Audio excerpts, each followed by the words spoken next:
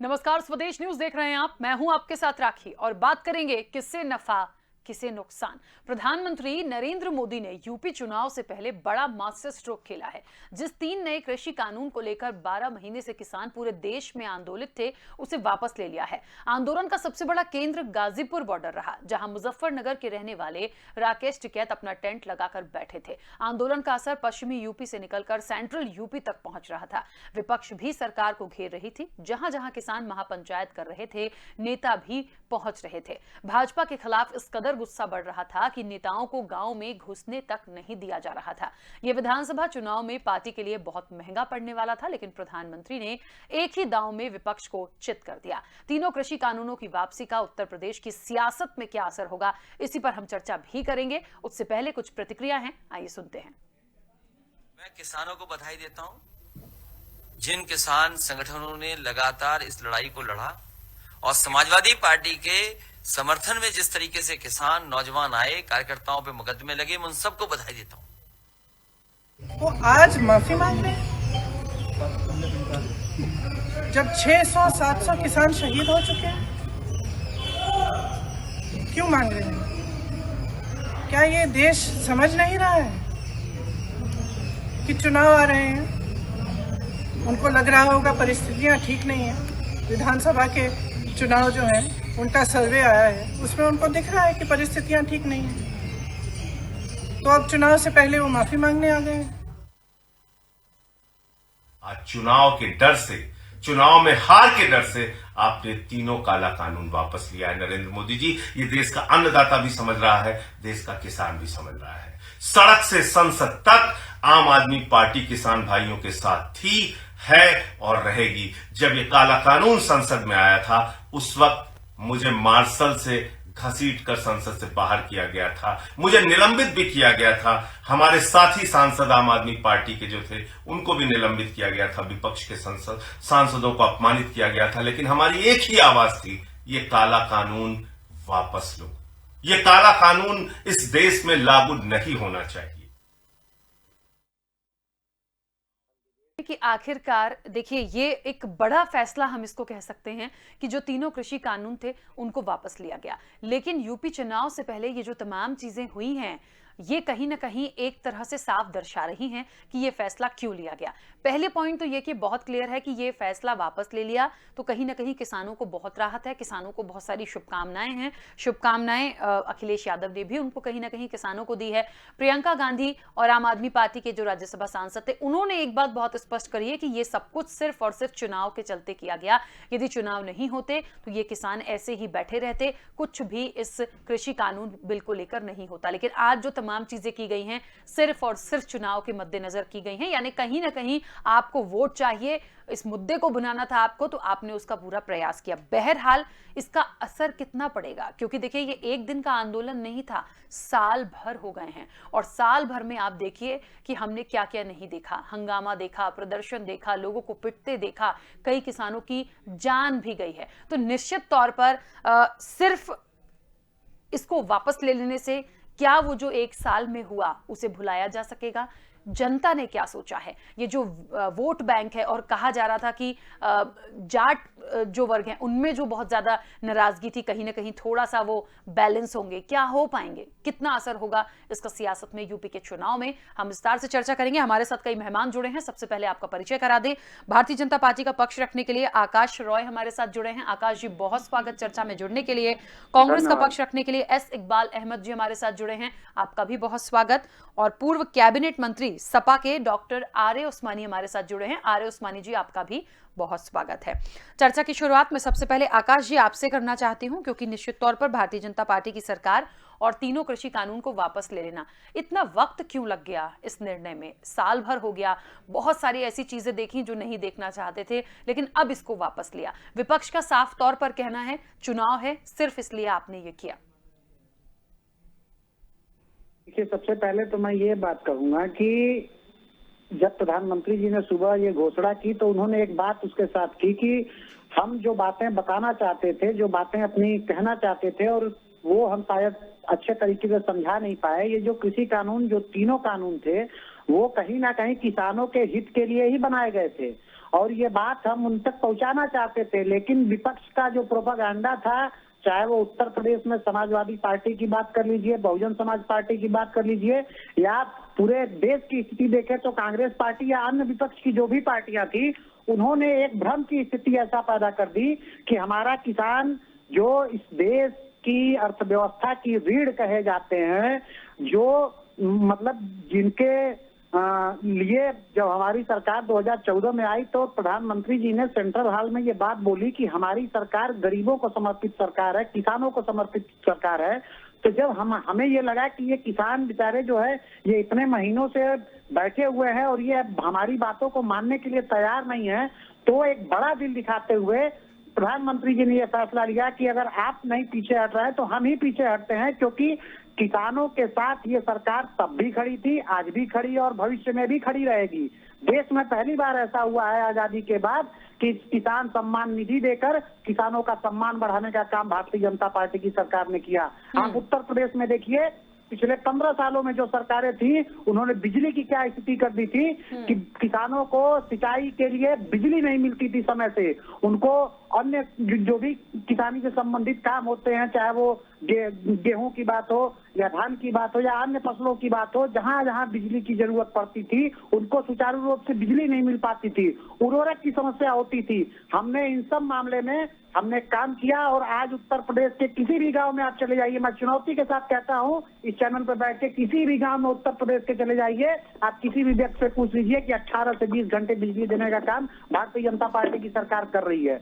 उर्वरक उनको समय पे उपलब्ध हो, तो बीज सही समय पे उपलब्ध हो, सही मात्रा में सही क्वालिटी का बीज उपलब्ध हो, इसकी चिंता उत्तर प्रदेश की और भारत की सरकार ने किया है। इसलिए मैं साफ ये कहना चाहता हूँ, मेरी बात कंक्लूड कर रहा हूँ, मेरी बात कंप्लीट हो रही है कि ये जो फैसला प्रधानमंत्री जी ने लिया है ये किसानों के लिए लिया गया है। किसान अपनी बात पे अड़े रहे, किसानों की ये मात्र मांग थी कि नहीं ये कानून वापस होने चाहिए, तो प्रधानमंत्री जी ने कहा कि अगर हमारा किसान ये बात कर रहा है तो निश्चित रूप से किसान की बात मानी जानी चाहिए और हमने इन कानूनों को वापस लिया है। ठीक है। अब ये तो कहा जा सकता है कि देर आए दुरुस्त आए। आरिफ उस्मानी जी, जितनी बात अभी यहाँ हो रही है कि आप यूपी में जाकर देखिए, जितने गांव यूपी के हैं वहाँ जाकर देखिए, व्यवस्थाएं बहुत अच्छी हैं, लेकिन फिर भी मैं चलिए वो तो मैं आपसे जानूंगी ही कि एक्चुअल में क्या स्थितियां हैं, लेकिन एक बात तो है कि ये जो निर्णय हुआ है ये बड़ा निर्णय है, लेकिन इसका प्रभाव कितना पड़ेगा? आपको लगता है कि जो एक साल में चीजें देखी हैं, किसान आंदोलन के दौरान घटित हुई हैं, उसको सिर्फ कुछ समय के इलेक्शंस के लिए लोग भूल जाएंगे? देखिए, ये सरकार जो है ये हर मोर्चे पे फेल हुई है और इन्होंने बहुत तमाम लोगों से राय लेकर के और बहुत जो इसके वैज्ञानिक थे उनसे राय लेकर के इन्होंने तीनों कृषि कानून बनाए थे और उनके लिए लगातार जो है उत्तर प्रदेश के किसान, पूरे देश के किसान जो है वो आंदोलन कर रहे थे और उनको ये कह रहे थे कि ये किसान नहीं है, ये आंदोलन जीवी लोग है, ये किसानों के हितैषी नहीं है, ये जो किसानों के काले कानून बनाए थे कह रहे थे बहुत अच्छे कानून है, ये लोग केवल राजनीति कर रहे हैं। तो आज इन्होंने जो ठोका था उसको चाटने का काम किया है। अगर ये तीनों कानून अच्छे थे तो इनको वापस क्यों लिया, और इनको वापस लिया तो ये बताएं कि जो 700 किसान जो शहीद हो गए हैं उनके लिए इन्होंने क्या घोषणाएं की? क्या उन 700 किसानों के जो शहीद हुए हैं आंदोलन में, क्या उनके बच्चों को ये नौकरी देंगे? एक एक बच्चों को सरकारी नौकरी देंगे, उनको मुआवजा देंगे ये 50-50 लाख रुपए का उनके परिवार को? और जो लोग शहीद हुए हैं 700 लोग जिनकी जान गई है 700 किसानों की, उनके प्रति इनकी क्या संवेदना है? इन्होंने माफी मांगेंगे देश से, इन्होंने गलत काम किया है, इन्होंने जो कह रहे हैं कि हमने विकास किया है, आज पूरे देश में दुर्व्यवस्था फैल गई है। उत्तर प्रदेश में गांव में बिजली नहीं आ रही है, यूरिया नहीं मिल रही है, किसानों को खाद नहीं मिल रही है, DAP नहीं मिल रही है, बुआई चल रही है, गेहूं की, लाही की, गन्ने की लाठियां चल रही हैं। तो ये हर मोर्चे पे फेल है, ये किसानों की दुश्मन सरकार है और इन्होंने पूंजीपतियों के दबाव में ये तीनों काले कृषि कानून बनाए थे। लेकिन हमारे किसान भाई जो हम उनको साधुवाद देते हैं, धन्यवाद देते हैं कि उन्होंने इस देश को बचाने के लिए लगातार आंदोलन किया। हमारे राष्ट्रीय अध्यक्ष अखिलेश यादव जी ने जिस दिन पहले कानून इन्होंने बनाए थे उसी दिन से उसका विरोध शुरू कर दिया था और कहा था कि ये गलत है। तो उनकी बात को डीटो किया सरकार ने। भारत सरकार ने अपनी गलती मानी और उनको वापस लिया। अब भारत सरकार को चाहिए कि जो देश के किसान हैं उन किसानों के लिए तुरंत घोषणा करें कि 1-1 करोड़ तक के उनके कर्जे माफ करें। ये सरकार जो देश की जनता ने वोट दिया था, जो बनाई थी सरकार, वो इसलिए नहीं बनाई थी कि तुम अडानी अंबानी और पूंजीपतियों का संरक्षण करोगे, उनका कर्जा माफ करोगे। आप खुले मन से आइए, पत्रकारों का, डॉक्टरों का, वकीलों का, सबका कर्जा माफ करिए। आज 5 प्रदेशों में चुनाव होने जा रहे हैं। उत्तर प्रदेश जो है बहुत बड़ा प्रदेश है और वहां से हो करके देश की केंद्र की सरकार बनती है। भारतीय जनता पार्टी की चूल्हे हिला दी है समाजवादी पार्टी ने। जो जनसैलाब उमड़ रहा है उसको देख के इनके जो राष्ट्रीय नेता हैं वो जान गए कि उत्तर प्रदेश हाथ से जाने वाला है और इसलिए इन्होंने तीनों काले कृषि कानून वापस लिए, माफी मांगी। तो ये सोच रहे हैं कि वो किसान भूल जाएंगे जो उनके साथ जुल्म जाति किए, जो उनके आंदोलन में तुमने उनके ऊपर लाठियां चलाई है, जो उनके परिवार के लोग चले गए हैं, जिनकी जाने गई हैं, जो लोग शहीद हुए हैं, वो एक एक बदला चुन चुन के भाजपा की सरकार से लेंगे और उत्तर प्रदेश के इस सरकार का सफाया करेंगे। उत्तर प्रदेश में सरकार को हटाएंगे और उत्तर प्रदेश में किसानों की सरकार, जो उत्तर प्रदेश के किसान है, आप पूछिए कि किसानों का असली नेता कौन है, तो तुरंत कहेंगे अखिलेश यादव और मुलायम सिंह यादव। तो उत्तर प्रदेश में जो है इकबाल अहमद जी सरकार बनेगी। इकबाल अहमद जी हर मोर्चे पे उस्मानी जी, किसानों के नेता मुलायम सिंह यादव और अखिलेश यादव हैं। आप जिन कृषि कानूनों की चर्चा हो रही है, उन कृषि कानूनों में क्या कमी थी? आप पहला कानून बताइए, पहला कानून क्या था, कि किस लिए आया था और क्या कानून में, पहले कानून में क्या था, जरा बताने का कष्ट करेंगे देश की जनता को। आप ज्यादा न बताइए ना, जितना बता रहे हो सब मालूम है, सब पूरे देश को। अरे मालूम है तो बताइए ना। कृषि कानून वापस लेने का 5 लाख मौतें हुई हैं, 5 लाख मौतें कोरोना में हुई। देश को कोरोना में धकेलने का काम किया है और पूरे देश को तबाह करने का कृषि कानून से कोरोना अभी आप पूर्वांचल एक्सप्रेस पहुँच जाएंगे, अभी आप कहीं और पहुँच जाएंगे। फिर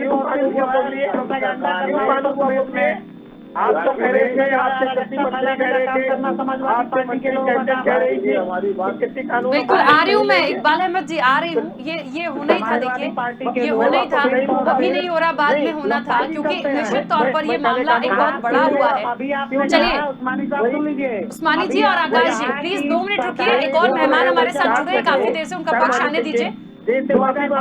उस्मानी जी और आकाश जी प्लीज चुप हो जाइए, प्लीज चुप हो जाइए। इकबाल अहमद जी को अपना पक्ष रखने दीजिए, गलत बात है।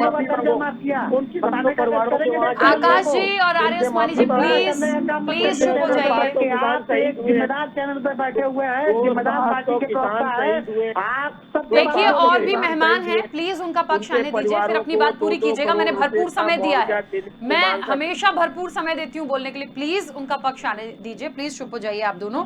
इकबाल अहमद जी अपनी बात रखिएगा। कृषि कानून वापस लिया गया, ये कृषि कानून जो वापस करना पड़ा है 5 राज्यों में, एक तो चुनाव है, इनको बीजेपी के लोगों को, इनके कार्यकर्ताओं को, इनके विधायकों को, इनके सांसदों को उन गांव में जाने को नहीं मिल रहा है, झंडा लगाने को नहीं मिल रहा है। इतना आक्रोश था किसानों में कि इस तरीके से इनको सोचा इन्होंने कि अब तो हमारी कुर्सी हिल रही है। तो उद्योगपतियों के चक्कर में उन जो इनके 10-5 लोग थे उद्योगपति, जिनके चौकीदारी करते थे मोदी जी, तो इनको लगा कि मेरी कुर्सी हिल जाएगी इन 4-5 लोगों के चक्कर में। तो इन्होंने कहा कि किसानों का ये कानून, काला कानून वापस ले लिया जाए। तो इस पर एक शेर हमने लिखा है, जमीन पे टूट के कैसे गिरा गुरूर उसका, अभी अभी तो उसे आसमां पे देखा था। उनको बहुत गुरूर था अपनी दफाओं पर, हम भी वहीं अड़े रहे अपनी वफा के साथ। तो मैडम इनको अपने गुरूर का जो इतना वो था कि हमें बड़ा गुरूर है अपने सरकार पे, तो सरकार परमानेंट नहीं होती है, सरकार कभी परमानेंट नहीं होती है। सरकार 5 साल के लिए आती है, जनता 5 साल के लिए चुनती है, फिर 5 साल के बाद फिर चुनाव आता है। तो ऐसा नहीं है। ठीक है, चलिए आकाश जी अपनी बात रखिएगा, लेकिन आकाश जी एक बात है, देखिए जो प्रतिक्रियाएं आई हैं और कांग्रेस ने ये कहा है, प्रियंका गांधी ने ये कहा है कि अब आप माफी मांग रहे हैं, जो इतने लोग शहीद हो गए, इतने किसानों की जान चली गई, उनकी भरपाई कौन करेगा, उनकी फैमिली को कौन देखेगा। उस्मानी जी ने में यही बात बोली। दूसरी चीज ये कि लगातार जहां जहां प्रचार हो रहे हैं वहां पर भारतीय जनता पार्टी का विरोध बहुत है, और वाकई में क्या इसी से घबरा कर ये निर्णय लिया गया है? क्योंकि मुश्किल हो जाएगी यदि आपको प्रचार करने नहीं दिया जाएगा, प्रत्याशी नेताओं को घुसने नहीं दिया जाएगा, तो ये तो बड़ा मुश्किल हो जाएगा फिर। नहीं नहीं मैडम, मैं ये स्पष्ट कर दूं, ये कई बार ये बातें इन लोगों ने, समाजवादी पार्टी के जो नेता बैठे हुए हैं और कांग्रेस पार्टी की जो नेता बैठे हुए हैं, इन दोनों लोगों ने ये बात कही। मैं आपसे कहता हूं, मैं आपसे अनुरोध करता हूं कि आप स्वदेश न्यूज इस बात के लिए तैयार हो और अपने एक रिपोर्टर को भेजें, और चारों पार्टियां जो भी यहाँ पे पॉलिटिकल पार्टी हैं उत्तर प्रदेश में, उनके एक एक लोगों को ले और किसी भी गांव में जाए और देखे कि किसको सम्मान मिलता है और किसको भगाया जाता है। कांग्रेस पार्टी के लोग बात करेंगे, ये प्रियंका गांधी के बयान पे आप चर्चा कर रही हैं। प्रियंका गांधी ने कभी भोपाल गैस कांड में जो मारे गए लोग, उस पर कभी उनको मुआवजा देने की बात की? जो सिखों का नरसंहार दिल्ली में हुआ, उस पर कभी इन्होंने बात की? इस देश में आपातकाल लगा के तानाशाही का परचम लहराने वाले लोग आज इस प्रकार की बात कर रहे हैं। हमने तो किसानों को शुरू से सदैव से हमने कहा कि हम किसानों के लिए तैयार हैं। हम जब कानून लेके आए तो हमने उनके लिए दरवाजे खोल के रखे कि वो आए, हमसे बात करें, अपनी बातों को रखें। हम अभी भी इस बात को मान रहे हैं कि हम जो कहना चाहते थे वो हमारी बात को नहीं समझ पाए। लेकिन आकाश जी, क्या किसान दल, क्या किसान संगठन के लोग आपसे बात करने नहीं आए? देखिए ये तो सब जानते हैं, कई बार बैठकें हुई, कई बार बातचीत हुई, लेकिन बात नहीं बन पाई। निश्चित रूप से मैडम, मैं तो कह रहा हूं कि वो आए, बातचीत हुई, लेकिन बात नहीं बनी। वो हमारी बात मानने के लिए राजी नहीं थे, तो हमने बड़ा दिन दिखाया, हम पीछे, हमने उनकी बात मान ली। अगर इस देश का किसान जो चाहेगा वो निश्चित रूप से होना चाहिए इस देश में। इस देश में किसी भी पार्टी की सरकार हो, आज हम लोग सत्ता में हैं, कल हो सकता है कोई और आए, परसों कोई और हो। ये लोकतंत्र है, जिसको जनता चाहेगी वो सत्ता में आएगा। जनता ही लोकतंत्र में जनार्दन है। अगर इस देश का किसान जो चाहता था, हमने वो किया है, फिर भी इनको शिकवा शिकायत है, तो इसका जवाब तो जनता को देने दीजिए ना। और जो एक बात कही जा रही है कि चुनाव है इसलिए हुआ, चुनाव है इसलिए हुआ। अभी 3 महीना पहले अगर हम इस कानूनों को वापस ले लेते तब फिर ये कहते कि पश्चिम बंगाल में चुनाव था इसलिए किया। आप भी जानती हैं और ये सारे पैनल में बैठे हुए लोग, सभी लोग जानते हैं कि हर 2-3 महीने पे भारत के किसी ना किसी कोने में कोई ना कोई चुनाव संचालित होता रहता है। तो इस प्रकार की बात करना कि चुनाव के लिए हो गया, तो क्या करें हम? हमें अगर कोई फैसला लेना है, कोई कानून बनाना है, वापस लेना है, इस देश के हित के लिए कुछ अच्छा करना है, तो हम चुनाव देखेंगे कि नहीं चुनाव बीत जाए तब करेंगे। ये किस प्रकार की मानसिकता है? चुनाव तो लगातार होते रहते हैं और इसीलिए प्रधानमंत्री जी भी इसके लिए प्रयासरत हैं। उन्होंने कई बार इस बात को कहा है कि भारतीय जनता पार्टी की सरकार चाहती है कि 1 नेशन 1 इलेक्शन, कि एक ही बार चुनाव हो। लेकिन जो प्रक्रिया पूरे देश में चल रही है, लगातार कहीं ना कहीं चुनाव होते रहते हैं। तो इस प्रकार की बात करना कि चुनाव के वजह से ये फैसला लिया गया है, मैं इसको निराधार और बेमानी मानता हूँ। ठीक है उस्मानी जी और इकबाल अहमद जी, मेरा एक सवाल है, आप दोनों से रहेगा, एक एक करके अपनी बात रखिएगा कि अभी जिस तरीके से आकाश जी ने बोला कि इलेक्शन की वजह से ये नहीं है, ऐसा तो होता रहता है। खैर ठीक है, वो उनका एक व्यक्तिगत मत हो सकता है, लेकिन मुझे ये बताइए, बहुत बड़ा मुद्दा था कृषि कानून बिल और किसानों का ये आंदोलन, जिसको लगभग 12 महीने, 1 साल भी कहिए आप हो गया, और एक बहुत बड़ा मुद्दा था ये वाकई में विपक्ष के पास। तो अब क्योंकि इसे वापस ले लिया गया है, तो क्या लगता है कि ये एक विपक्षी दलों के लिए क्या एक झटके जैसा है कि अब ऐसा कौन सा बड़ा मुद्दा होगा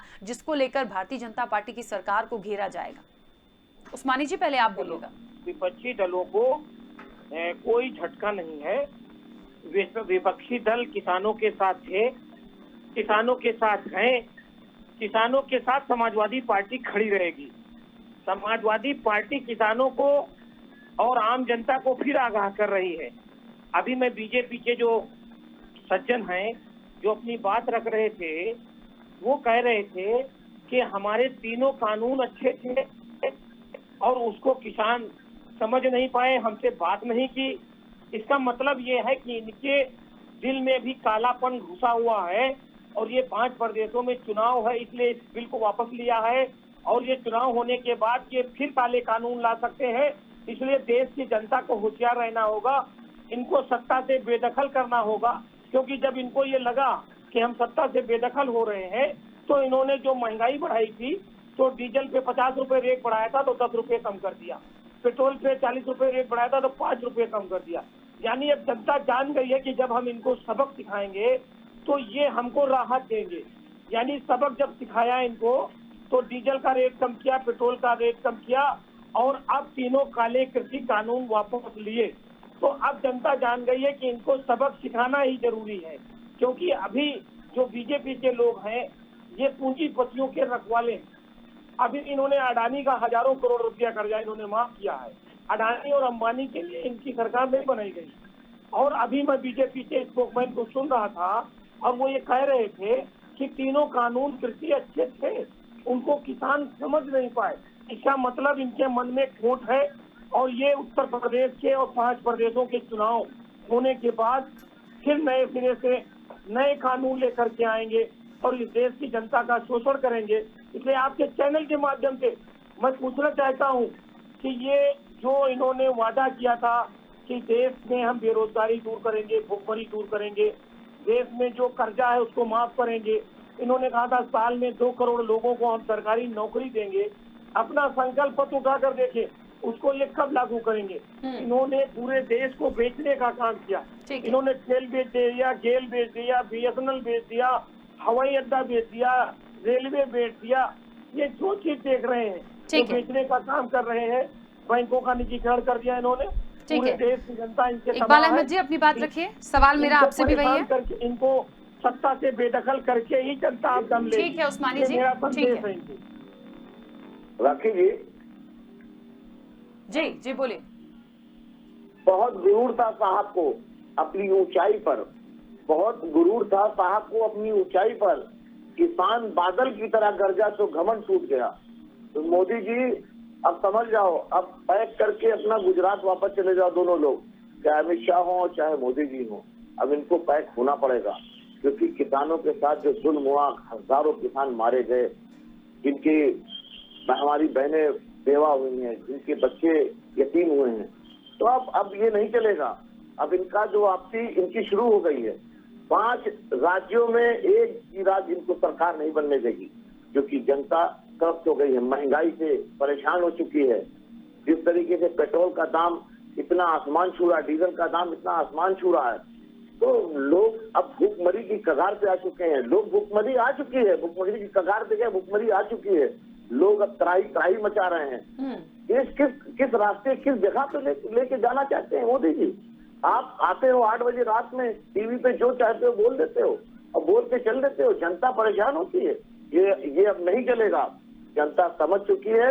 देखिए, हिंदुस्तान के किसानों ने बहुत जबरदस्त एक परिचय दिया है कि इनको बांटने का काम किया गया। खालिस्तानी, पाकिस्तानी, नाना न जाने क्या क्या RSS और बीजेपी वालों ने उनका नाम रखा, लेकिन किसानों ने किसान बन के काम किया, आंदोलन किया, चुपचाप काम किया। इनके ऊपर लाठियां चली, गोलियां चली, इनके ऊपर गृह मंत्री के बेटे ने गाड़ियां चलाई, लेकिन किसानों ने अपना जो परचम पेश किया है जनता के सामने और हिंदुस्तान को दिखाया है कि एक भी किसानों ने लाठी नहीं उठाई, बाकायदा लाठी खाई है। और आज मोदी जी को अपना घमंड तोड़ना पड़ा और कृषि कानून जो वापस लिया है, ये तो इनको लेना ही था। क्योंकि राहुल जी ने कहा था ये बात, आज से 1 महीना पहले उन्होंने कहा था कानून तो वापस लेना पड़ेगा मोदी जी को, चाहे कुछ भी हो जाए। तो आज लेना पड़ा। जो राहुल जी कहते आ रहे हैं वो सारी चीजें देखिए होती जा रही। ठीक है आकाश जी, समय की सीमा, अपनी बात रखिए जल्दी से। अब देखिए, विडंबना ये है कि जिस आंदोलन किसान कर रहे थे और जिस मांगों के लिए वो अड़े हुए थे, अब उसका क्रेडिट भी राहुल गांधी को जाएगा। ये बता रहे हैं कि डीजल पेट्रोल की महंगाई बढ़ गई और उसके बाद इन्होंने कम कर दिया। आपने वो कितना वैट कम किया? राजस्थान में क्या रुपए लीटर पेट्रोल बिक रहा है आज की डेट में? महाराष्ट्र में क्या रेट बिक रहा है? आपकी जहाँ सरकारें हैं, मुझे एक जगह बता दीजिए जहाँ पे आपने 1 रुपया भी वैट कम किया हो। और भारतीय जनता पार्टी की जहाँ सरकार थी, केंद्र सरकार ने जो एक्साइज ड्यूटी घटाई वो तो घटाई ही। हमारी प्रदेश की सरकारों ने हर जगह राहत देने का काम किया। आपने क्यों नहीं किया राजस्थान में? आपने क्यों नहीं किया छत्तीसगढ़ में? आपने पंजाब में क्यों नहीं किया? आपने महाराष्ट्र में क्यों नहीं किया? सिर्फ और सिर्फ लफाजी करने के लिए आप लोग आते हैं चैनलों पे। राहुल गांधी और प्रियंका गांधी से देश चलेगा? वो आप गुजरात जाने की बात कर रहे हैं, गुजरात क्या विदेश में है? अरे जाना तो चाहिए सोनिया जी को कि वो इटली चली जाएं, क्योंकि यहाँ पे विदेशी लोगों की जरूरत नहीं है। इस देश में इस देश के लोग हुकूमत करेंगे और गुजरात इस देश का अभिन्न हिस्सा है। अभी आप गलतफहमी में जी रहे हैं। आप लोगों ने इस देश में जो अराजकता फैलाई, चाहे वो सिख दंगों की बात हो, चाहे भोपाल गैस कांड की बात हो, या अभी बहुत सारे दंगों का बहुत लंबा इतिहास है भारत में। और अगर आप उठा के देखेंगे तो 90% दंगे जो है कांग्रेस पार्टी की शासनकाल में हुए। और आप यहाँ पे बड़ी बड़ी बातें कर रहे हैं। भारतीय जनता पार्टी की चाहे केंद्र की सरकार हो या प्रदेश की सरकार हो, हमेशा किसानों के साथ ही है और रहेगी। और उनके हितों के लिए हमें जो भी फैसले लेने होंगे वो आगे भी लेंगे। चलिए आकाश जी, समय की सीमा है। आप सभी मेहमानों का बहुत शुक्रिया इस चर्चा में जुड़ने के लिए। लेकिन एक बात तो है कि उत्तर प्रदेश की सियासत में इस कृषि कानून को वापस लेने के बाद कितना प्रभाव पड़ेगा। देखिए, प्रभाव कितना पड़ेगा ये तो हम देख ही लेंगे, जनता ने क्या सोचा है वो भी दिख जाएगा। लेकिन इन एक साल में जो कुछ भी हुआ है, मुझे नहीं लगता कि इतनी आसानी से लोग उस चीज को भूल पाएंगे। लेकिन फिलहाल फायदा देखा जाएगा, किसानों को राहत देखी जाएगी। वापस लेने के बाद इंप्लीमेंट कितनी जल्दी हो रहा है ये देखा जाएगा। तो निश्चित तौर पर वक्त तो लगेगा। अब देखते हैं कि किसान और जो योग हैं वो इसे किस तरीके से लेते हैं। फिलहाल चर्चा में इतना ही। दीजिए इजाजत, नमस्कार।